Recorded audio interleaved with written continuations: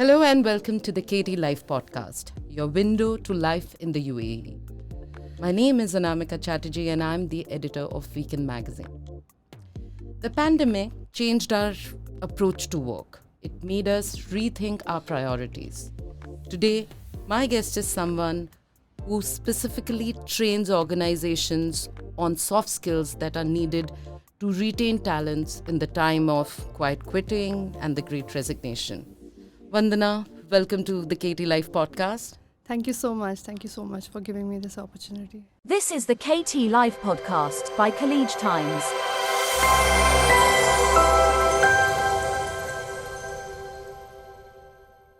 I need you to start with soft skills. What are soft skills and why are they so important at work?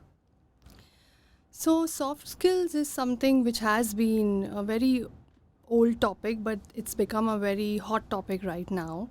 Though I don't say it's soft skills, I can say it's like power skills or it's something like human skills, which we actually learned in school, but we never took it to a level that we could use it in our workplace. So I think that it's actually your personality traits, your behavioral attributes, which you actually use when you're at your workplace or in your house and in anywhere.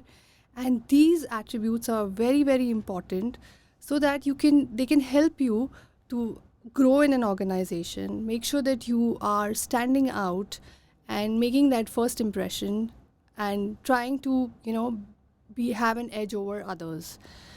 Soft skills can be something like decision making, communication, positive thinking is another one, trust, empathy, credibility. So all of that comes under the soft skills umbrella. But what I find interesting is that when you're hiring somebody, how do you assess these soft skills on the basis of probably a couple of interviews? Yes, I think that's very difficult to do that for managers. And that's when managers actually come up with different kind of questions to assess people's abilities for taking the right decision. And I think that what as organizations, as leaders, as managers, you need to definitely ask those questions which will help you gauge somebody's soft skills. So our emphasis is always on the hard skills and the soft skills. Now, if you actually see the combination and the research, soft skills are much more higher. 85% of your job, if you are successful in your job, will depend on your soft skills. Only 15% is the qualification and the academics. So the emphasis on soft skills has really, really gone up. Is that post-pandemic? It was always there, actually, but what happened was the traditional organizations always gave emphasis to hard skills, But now, with post-pandemic, when we see a lot of change in behavior and a lot of change in attitudes in people, and again, the stress level has gone up, the mental health issues have gone up, so people are emphasizing more on soft skills now than previously. Because we see now we are able to, it's visible how, people have got affected by the pandemic. Now, moving on from employees to employers, the leaders, how important have soft skills become for them to lead? They were always important, for sure. But the reason I'm asking you this question is because we now hear terms like quiet quitting. We hear terms like the Great Resignation, in the aftermath of the pandemic. So which means the leaders have to employ different strategies to retain their best talent and keep them motivated. So in leadership, what sort of soft skills are needed to keep, to accommodate the thriving mindset of employees? I think that's the thing which actually motivated me to write a book on leadership. And I have, in my 18 years of HR career, I've met a lot of leaders. Some good, some bad, but certain skills every leader should have. And that's when I've said, okay, what are the 8 secrets of leadership? And that's when I came with my book. So leadership is is something which is either you have those traits and then you grow in the organization, or you then develop those skills within the organization to make sure that you are power and influencing people at some point, because you are at a certain position where you're going to influence people.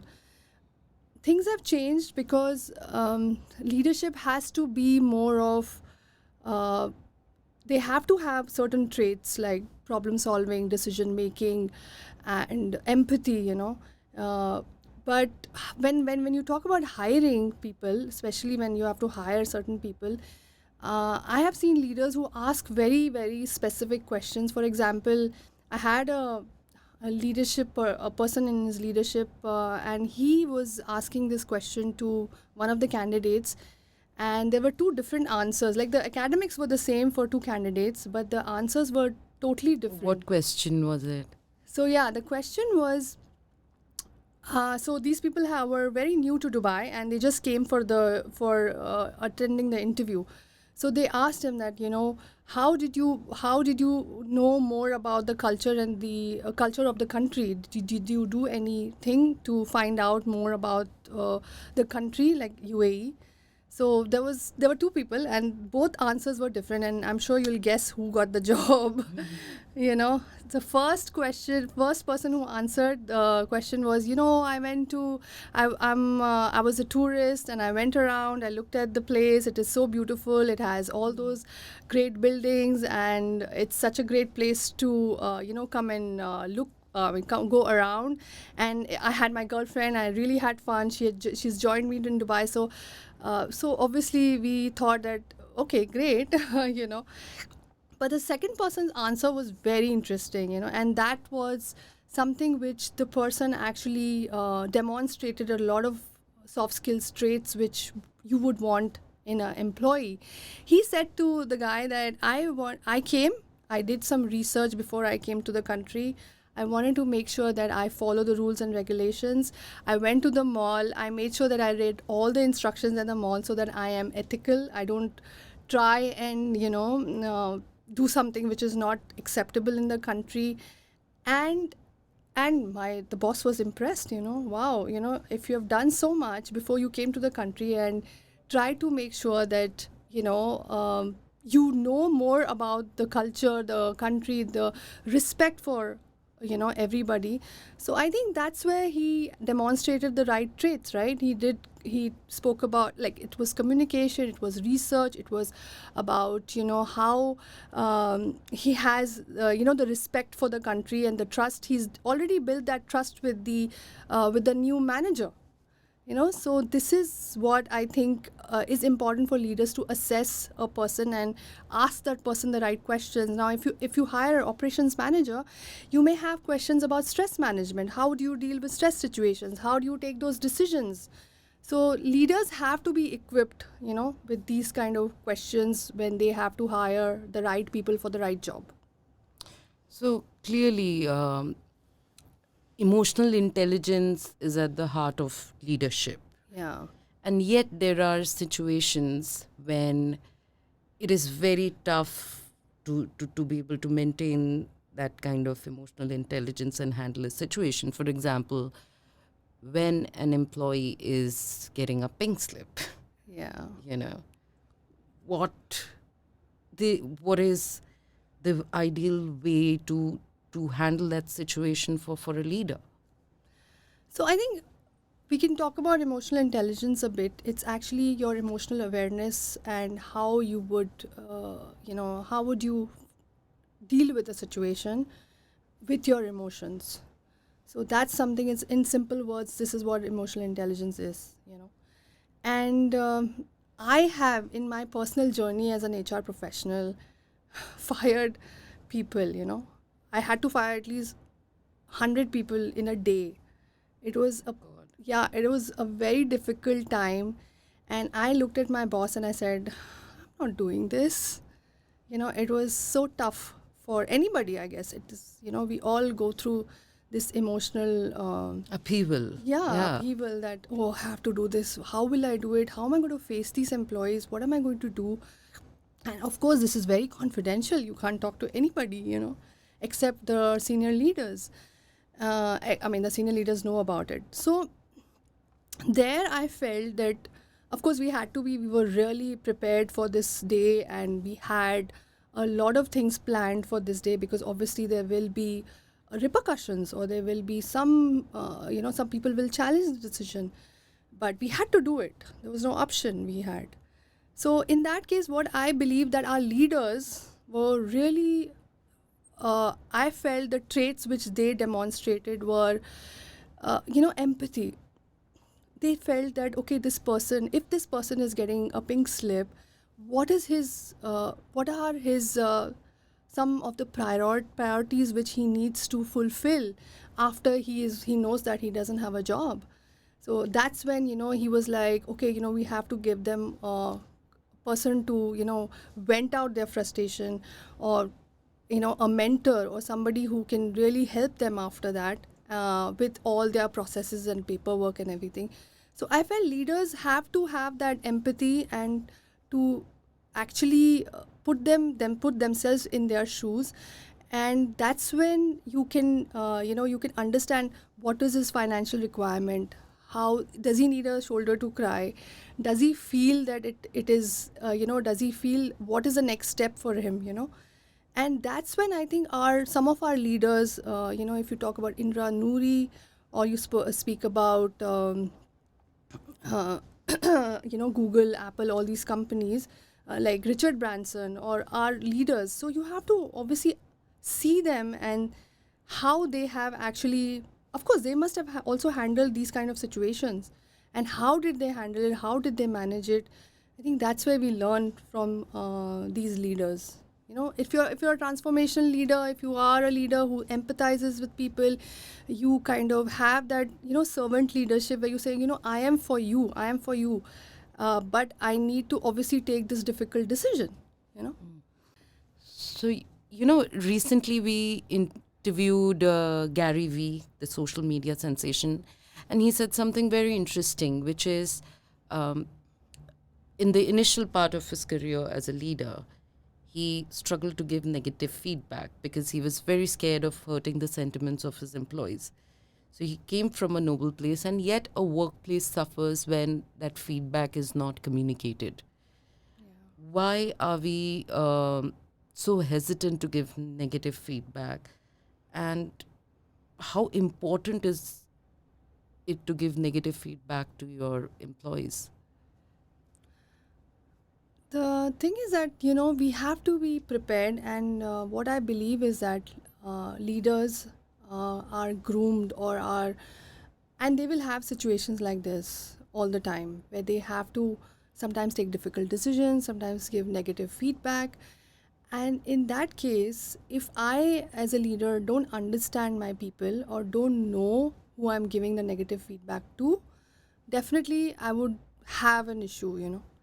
And in that case, when we say that, you have to differentiate between the person and the behavior, why am I saying that? Because it's not to attack, a personal attack to the person, you didn't do it, or you did this like this. No, it's about giving them a feedback which is constructive criticism, making sure that they understand the situation, starting with something little positive, something positive to start off with, saying that, okay, things are been going this way, but we actually wanted you to go in that in another direction. And that's when we differentiate the person, that's when leaders differentiate between the person and the behavior. Even if that person is the employee is throwing a lot of emotions on you, but you don't get affected, because you know what he's going through when somebody criticizes him, somebody gives him a negative feedback. We all don't take negative feedback in a good stride, but if it's told to us in a very appropriate, in a very professional manner, the leaders will definitely, because they are equipped to communicate it like this. And that's where both sides, that's when the emotional intelligence comes in, that's when the your traits of being a leader comes in. There is an entire workforce that has joined the workplace, which is Zillennials or Gen Z. Now, this is a generation that doesn't have to work for the sake of earning money, They don't have or to pay the bills. they don't have to pay the EMIs. Okay, so their terms of working are very different. They want to work on their own terms. Yes. And many organizations are grappling to keep them Yes. interested in the job. So what has changed with zillennials entering the workforce? I think they have been brought up in a very different environment.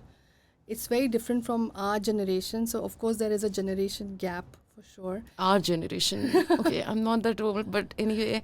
Also, they're born into the Yeah. gig economy, which Yes. wasn't available. It wasn't Then. available to us, right? Yeah, And it was not absolutely. like we didn't have responsibilities back home. We had to take certain responsibilities on our head.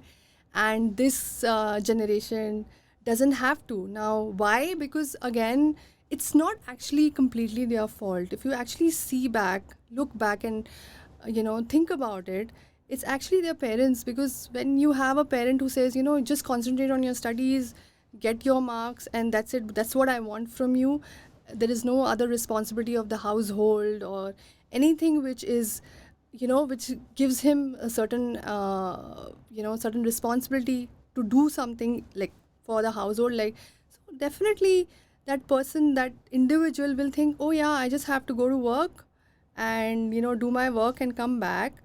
But the problem with Gen Z is that they are going through their own issues with so much of exposure to knowledge, to social media, and they have other issues which we didn't have, like That's mental true. health. I mean, this mental health thing is something which we all are trying to understand. What is it that these people get anxious very quickly? They have mental health issues because they're always they always feel that they're under the radar. They always get compared. So There's also an overachiever's complex that we yes, need to do everything, yeah, and we need to be very good at everything, right? and we need to be at a certain level at a certain age. I want to retire in 30 so that I can start my own startup.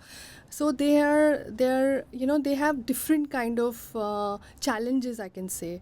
So when you talk about Gen Z and you say that uh, how do you manage them? So as managers, I feel that we need to change, we need to evolve. We don't have an option.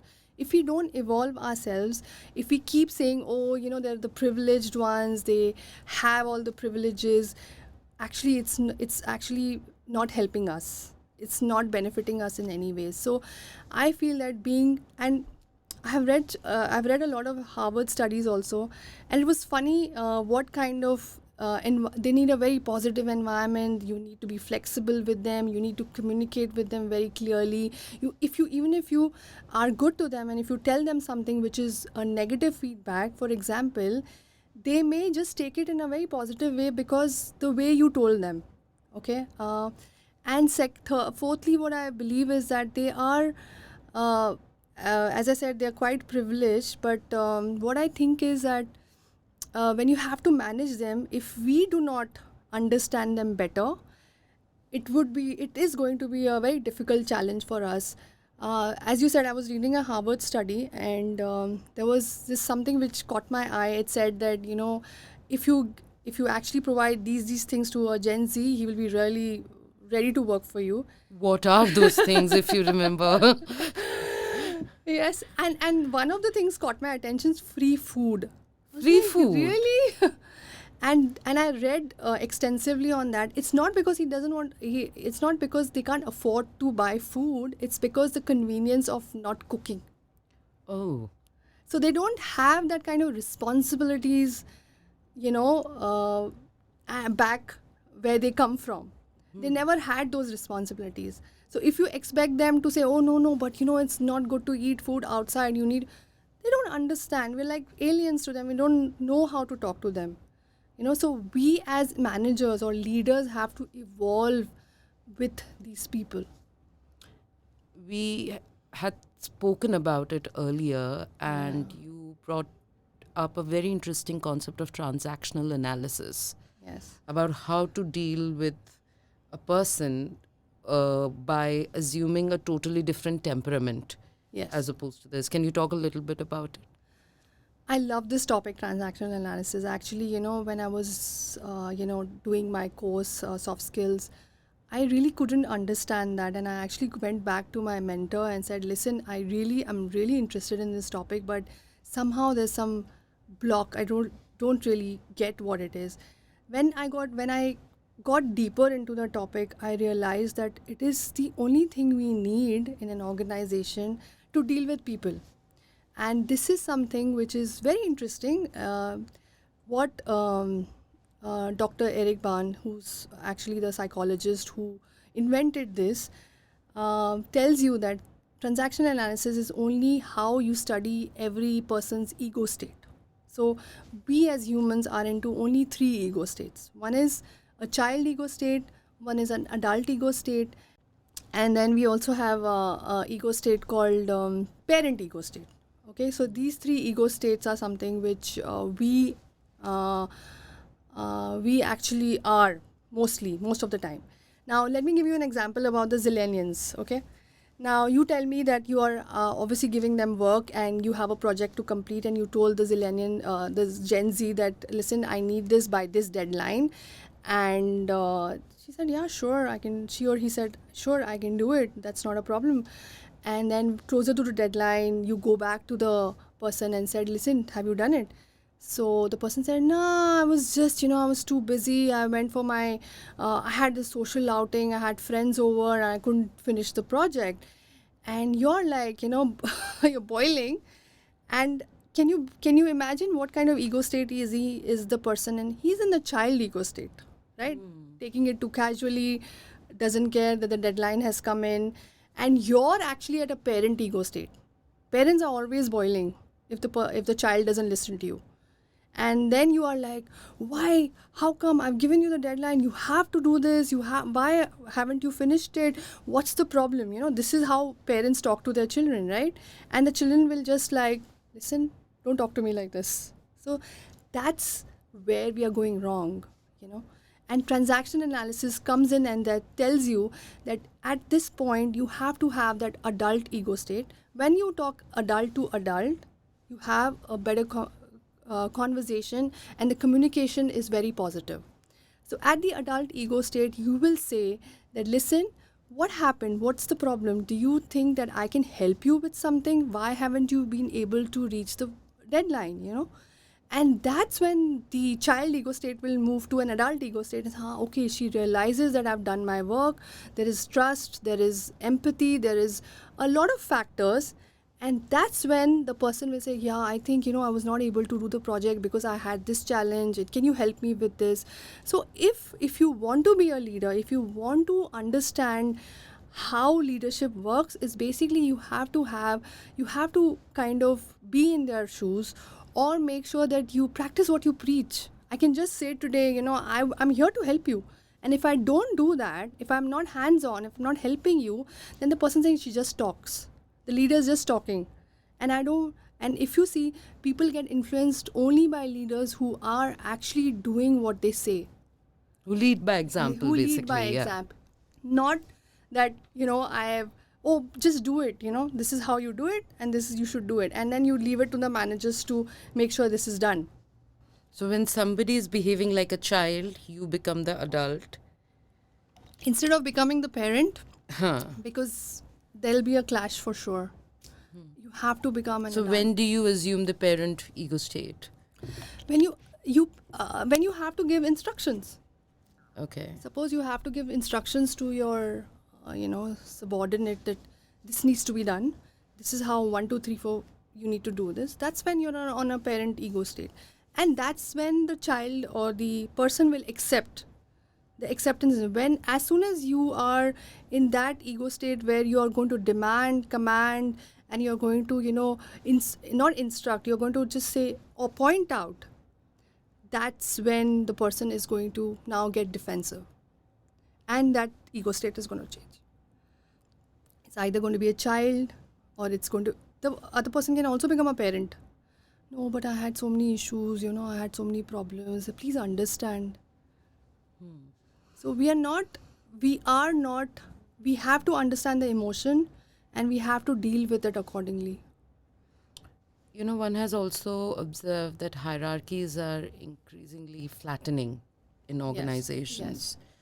So, how do people navigate the hierarchy, especially people who are not in the position of leadership and yet who are not just starting out?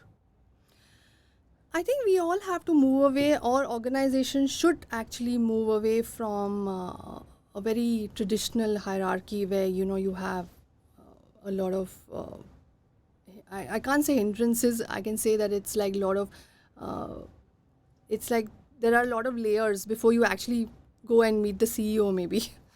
So, and as you said, Gen Z would love to work for a flat organization where they just go to the VP's office, take his name, and talk to him and do a high five. They love that kind of organization. So, we should move away from those traditional organizations, but I don't see that happening. Quiet quitting. It was a trending term a few months ago. How can we employ soft skills to encourage someone who's absolutely demotivated, is doing his or her bare minimum, but that bare minimum ticks the box? So, how can you motivate someone using soft skills? We've seen, I think all these new terms are coming, the Great Resignation, the quiet quitting. So I think that's where people are. I have only one word for that. Those kind of people, they're not valued in the organization. You have to value your people. Now, value comes in when you actually are heard. At this point, the person is not heard. Why is quiet quitting happening, or is somebody who is in that situation? Because whatever they say to the management, or whatever they are able, what they are not, if they're communicating something, nobody, it's not getting heard, or nobody is listening to them, and that's when they get demotivated, they are not valued. And that's when leadership comes in into place, where they say, okay, let's talk, what's the problem, and how we can help you with this kind of demotivation. Because overall, I think this is what I have seen, that you actually are breeding a toxic culture. You are actually breeding something which is coming up. You're not seeing it as a leader, but it is going to affect you someday or the other. Imagine such people. Imagine how many people do we have who are into this situation where they're just coming to work, just doing what they're expected. They sometimes refuse to take up extra responsibility because they feel that even if they come today to work, they're invisible. There's no visibility. So we are breeding that toxic culture where we are actually going to have problems later on of maybe promotions, and there will be a lot of challenges which leaders will face, because I'm not interested in the job. But you said something very interesting, value. Value, not just in tangible terms, but an employee also wants to be heard, Yes. and when that is absent, it impacts the morale, Yeah. which means a leader has a lot on his plate. He has to listen to everyone. He has to listen to everyone. He has to cascade those roles and responsibilities. I mean, if he has managers reporting to him, and the managers are seeing these kind of employees who are there, who are demotivated, who are coming to work and going to work, and they are making it very vocal. Maybe sometimes they make it very vocal. I don't care what's happening in the company. I have not been promoted from, let's say, 5 years or 10 years.